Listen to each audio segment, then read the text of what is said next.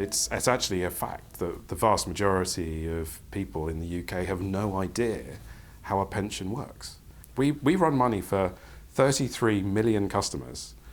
We vote, in the last 10 years, we've voted on about 500,000 resolutions at company annual general meetings on their behalf, but only a few dozen of them will ever ask questions about how those votes have been used in their name. We have a democratic deficit in capitalism. We're supposed to have a shareholder democracy, but what we have is almost a dictatorship where you have large financial institutions who vote other people's money without giving them any transparency or visibility on what's going on. That's wrong. That has to change. And that is now changing. There is a reform to something called MiFID II, the Market in Financial Information Directive.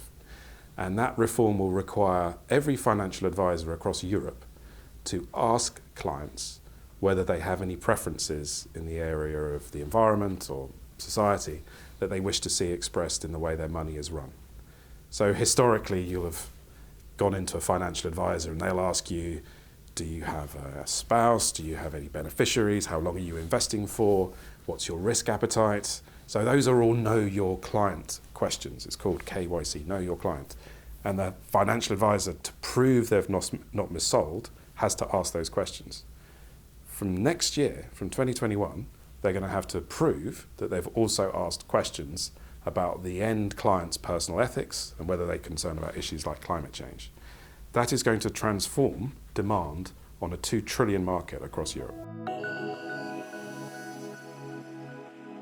There has been an absolutely stratospheric increase in the number of our institutional clients demanding that we take environmental, social and corporate governance issues seriously when we invest their money. All of our new business wins in the previous 12 months have come from organisations that have been challenging us in that area. Demand for this is coming in 2 ways. We have regulatory push and we have institutional demand pull. And the regulations are getting bigger, they're getting stronger, they're getting more vociferous, and the same can be said for institutional demand too. I think over the coming decade, we're going to see individuals step up and overtake the institutional demand. And it's at that point where this cacophony of demand will make sure that the institutional investors that take this seriously beat those that don't.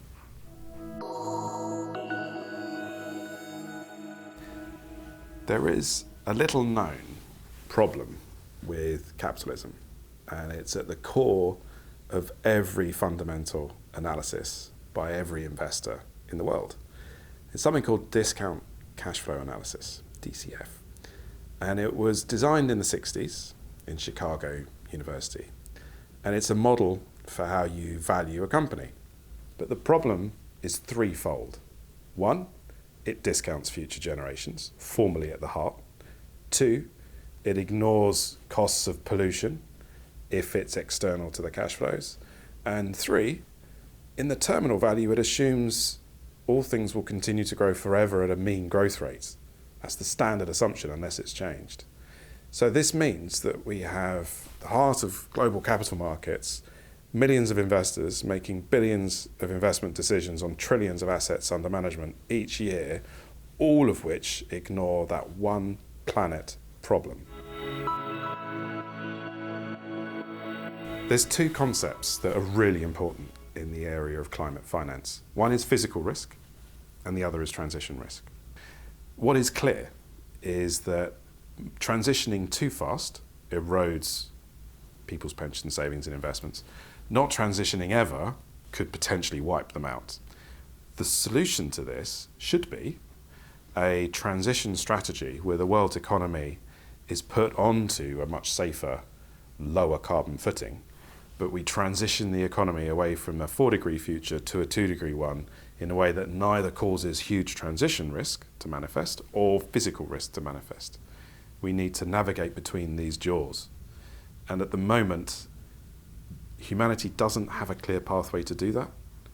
That's why it's so important that the central bankers, that the finance ministers and that the world's largest businesses and insurers and investors come together to set out that pathway. And then we need governments to make sure that pathway is trodden by all. It is now common practice for central bankers to talk about climate change in a way that it was unheard of 5 years ago. That revolution is playing out in not just in central banks, but it's playing out in finance ministries and cabinet offices around the world. We need to re-engineer capitalism.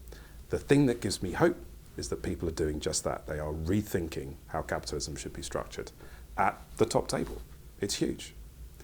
And if they're successful, then we will live in a much more sustainable future.